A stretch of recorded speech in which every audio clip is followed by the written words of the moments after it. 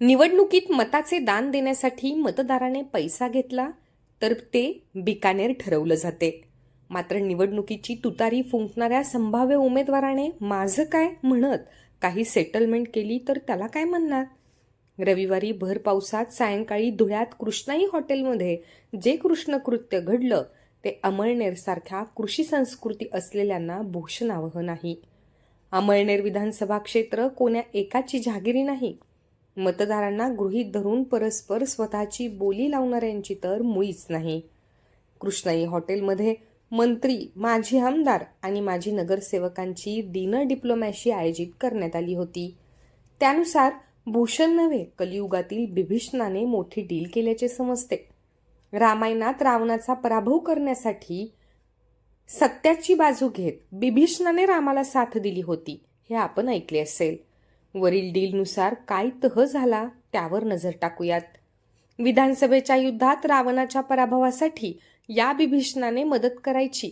निवडणुकीतील 10 तोंडाच्या रावणाचा वध करण्यापूर्वी रामाने बिभीषणाला 10 तोंडे नव्हे 5 खोके द्यायचे.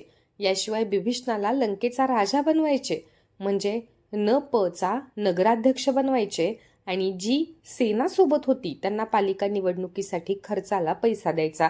अशी डील झाल्याची चर्चा आहे. तळ्यात मळ्यात असणाऱ्या या माजी आमदाराने अनेक दिवसांपासून चुप्पी साधली होती.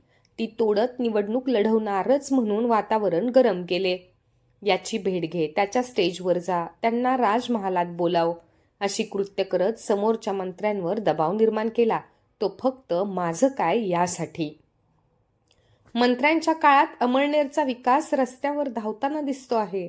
धरण पाण्यातून बाहेर आले. शहरात अनेक मोठी कामे आकार घेत आहेत. तरी सुद्धा माझं काय अशी धारणा ठेवणारा तालुक्यातील पहिला माजी आमदार ठरल्याबद्दल आधी त्या माजी आमदारांचे अभिनंदन. तुतारी फुंकणाऱ्या एका नवख्या बिल्डर उमेदवारांकडून देखील त्या माजी आमदाराने माझं काय अशी डिमांड केल्याचे ऐकावत आहे. ते मला इतके द्यायला तयार आहे, तू किती देतो ते सांग. अमळनेरकर मतदारांनो, सावध व्हा.